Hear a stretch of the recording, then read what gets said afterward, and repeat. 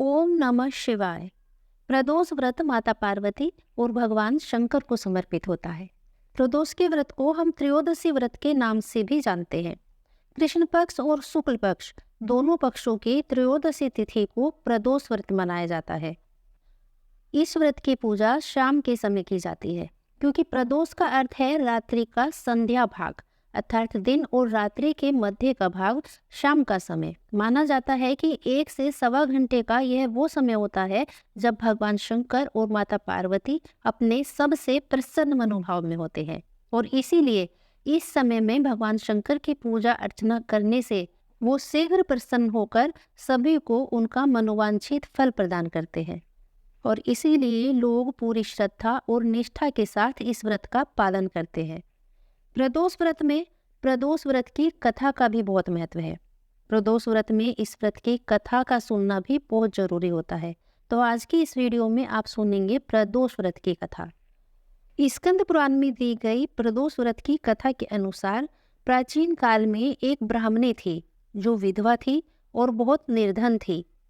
उस विधवा ब्राह्मणी का एक पुत्र था और वह विधवा ब्राह्मणी अपने बेटे के साथ प्रतिदिन भिक्षा मांगने जाती थी और प्रत्येक दिन संध्या के समय तक वापस लौट आती थी। हमेशा की तरह एक दिन जब वह भिक्षा लेकर वापस लौट रही थी तो उसने नदी के किनारे एक बहुत ही सुंदर बालक को देखा, लेकिन ब्राह्मणी नहीं जानती थी कि वह बालक कौन है और किसका पुत्र है। कथा के अनुसार उस बालक का नाम धर्मगुप्त था और वह विदर्भ देश का राजकुमार था। उस बालक के पिता को, जो कि विदर्भ देश के राजा थे, दुश्मनों ने उन्हें युद्ध में मारकर राज्य को अपने अधीन कर लिया था। पिता के शोक में धर्मगुप्त की माता भी चल बसी और शत्रुओं ने धर्मगुप्त को राज्य से बाहर निकाल दिया।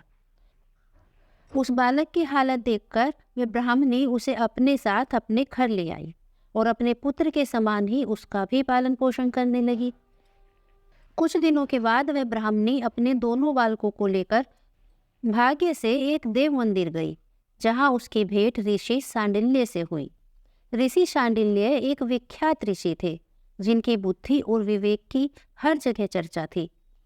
उस ऋषि ने ब्राह्मणी को उस बालक के अतीत यानी कि उसके माता पिता की मौत के बारे में बताया, जिसे सुनकर वह ब्राह्मणी बहुत उदास हुई। फिर उस ब्राह्मणी ने महर्षि शांडिल्य के ये वचन सुनकर उन बालकों के सहित नतमस्तक होकर मुनि के चरणों में प्रणाम किया और बोली, हे ब्राह्मण, आज मैं आपके दर्शन से धन्य हो गई हूँ। मेरे ये दोनों कुमार आपकी शरण में है। यह शुचिव्रत मेरा पुत्र है और यह राजसूत मेरा धर्मपुत्र है। ये दोनों बालक आपके सेवक ही हैं। आप मेरा उद्धार कीजिए। उस ब्राह्मणी को शरणागत जानकर शांडिल्य ऋषि ने उस ब्राह्मणी से कहा कि तुम अपने दोनों पुत्रों से शिवजी की पूजा कराओ। तुम इन दोनों से भगवान शंकर के प्रदोष व्रत कराओ। अब महर्षि के मुख से प्रदोष व्रत की महिमा सुनकर उस ब्राह्मणी ने शांडिल्य ऋषि से इस व्रत की पूजा विधि पूछी और उसके श्रद्धा और आग्रह से ऋषि ने भी उस ब्राह्मणी को प्रदोष व्रत के पूजन का पूरा विधान बतलाया। उसके बाद वह ब्राह्मणी अपने दोनों बालकों सहित ऋषि को प्रणाम कर शिव मंदिर से चली गई और उस दिन के बाद से वे दोनों बालक मुनि के कहे अनुसार नियम पूर्वक प्रदोष काल में भगवान शंकर की आराधना करने लगे। पूजा करते हुए उन दोनों को 4 महीने बीत गए। एक दिन उस राजसूत की अनुपस्थिति में शुचिव्रत स्नान करने नदी किनारे चला गया और वहां जल क्रीड़ा करने लगा। संयोग से उसी समय उसे नदी की तलहटी में चमकता हुआ धन का एक बहुत बड़ा कलश दिखाई दिया।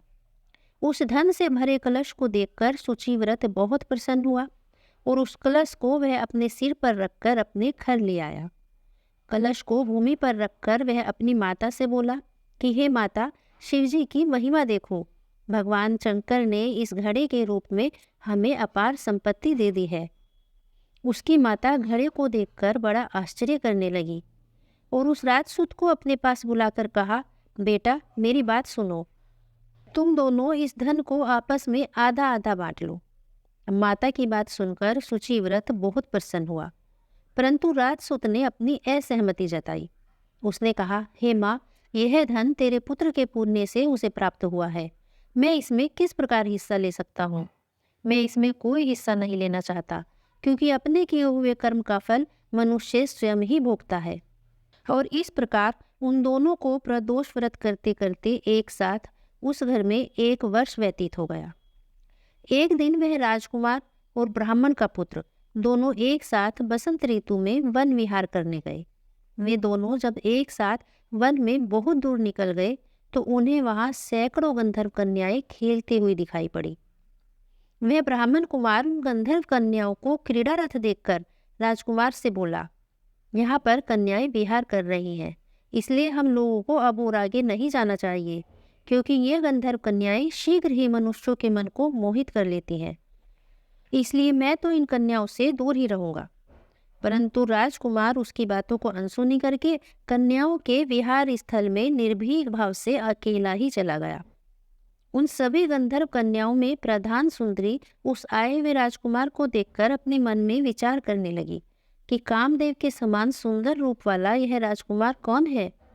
उस राजकुमार के साथ बातचीत करने के उद्देश्य से उस सुंदरी ने अपनी सखियों से कहा, सखियों, तुम लोग निकट के वन में जाकर उस वन में अशोक, चंपक, मूलश्री आदि के ताजे फूल तोड़ कर लाओ। तब तक मैं तुम्हारी प्रतीक्षा यही करती हूँ। उस गंधर्व कुमारी की बात सुनते ही उसकी सब सखियां वहां से चली गई।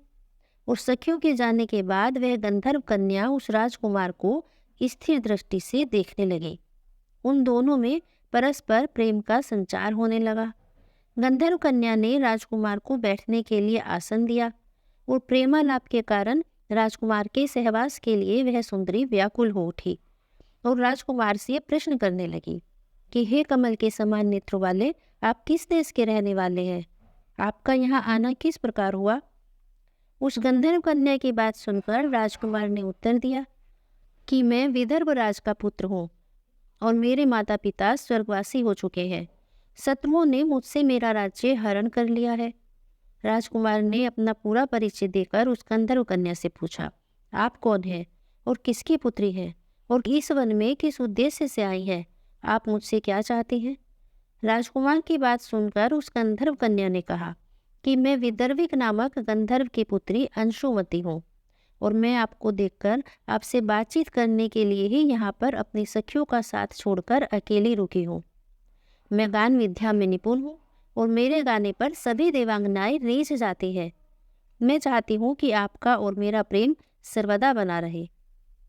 यह कहकर उस गंधर्व कन्या ने अपने गले का बहुमूल्य मोतियों का हार उस राजकुमार के गले में डाल दिया और वह हार उन दोनों के प्रेम का प्रतीक बन गया। इसके बाद उस राजकुमार ने उस कन्या से कहा कि हे सुंदरी, तुमने जो कुछ कहा है वह सब सत्य है, लेकिन आप राजविहीन राजकुमार के साथ कैसे रह सकेंगी? आप अपने पिता की अनुमति लिए बिना मेरे साथ कैसे चल सकेंगी? राजकुमार की बात पर वह कन्या मुस्कुराकर कहने लगी कि जो कुछ भी हो, मैं अपनी इच्छा से आपका वरण करूंगी। अब आप परसों प्रातःकाल यहाँ पर आइएगा। मेरी बात कभी झूठी नहीं हो सकती। गंधर्व कन्या ऐसा कहकर अपनी सखियों के साथ वहां से चली गई। इधर वह राजकुमार भी शुचिव्रत के पास जा पहुंचा और उसने उससे अपना सारा वृतांत कह सुनाया। उसके बाद वे दोनों घर को लौट गए। घर पहुंचकर उन लोगों ने ब्राह्मणी से सब कुछ कहा, जिसे सुनकर वह ब्राह्मणी बहुत खुश हुई। गंधर्व कन्या द्वारा निश्चित दिन को वह राजकुमार शुचिव्रत के साथ उसी वन में पहुंचा। वहां पहुंचकर उन लोगों ने देखा कि गंधर्व राज ने उन दोनों कुमारों का अभिनंदन करके उन्हें सुंदर आसन पर बैठाया और फिर राजकुमार से कहा कि मैं परसों कैलाशपुरी को गया था। वहां पर भगवान शंकर पार्वती जी के सहित विराजमान थे। उन्होंने मुझे अपने पास बुलाकर कहा, पृथ्वी पर राज्यच्युत होकर धर्मगुप्त नाम का राजकुमार घूम रहा है। शत्रुओं ने उसके वंश को नष्ट भ्रष्ट कर दिया है। वह कुमार सदा ही भक्तिपूर्वक मेरी सेवा किया करता है, इसलिए तुम उसकी सहायता करो, जिससे वह अपने शत्रुओं पर विजय प्राप्त कर सके। और इसीलिए भगवान शंकर की आज्ञा से मैं अपनी पुत्री अंशुमती को आपको सौंपता हूँ। मैं शत्रुओं के हाथ में गए हुए आपके राज्य को भी आपको वापस दिला दूंगा। आप इस कन्या के साथ 10,000 वर्षों तक भोग कर फिर शिवलोक को चले जाएंगे। और शिवलोक में जाने पर भी मेरी पुत्री इसी शरीर से आपके साथ रहेगी। इतना कहकर उस गंधर्व राज ने अपनी पुत्री का विवाह राजकुमार के साथ कर दिया और दहेज में बहुत से बहुमूल्य रत्न, वस्त्र, रथ आदि उसे प्रदान किए। इसके अलावा दास, दासियां और शत्रुओं पर विजय पाने के लिए गंधर्वों की चतुरंगनी सेना भी दी। राजकुमार ने गंधर्वों की सहायता से शत्रुओं को नष्ट कर दिया और फिर वह अपने नगर में प्रविष्ट हुआ। मंत्रियों ने राजकुमार को सिंहासन पर बैठाकर उसका राज्याभिषेक किया। अब वह राजकुमार राजसुख भोगने लगा और जिस दरिद्र ब्राह्मणी ने इसका पालन पोषण किया था उसे उसने राजमाता के पद पर आसीन किया। वह शुचिव्रत ही उसका छोटा भाई बना।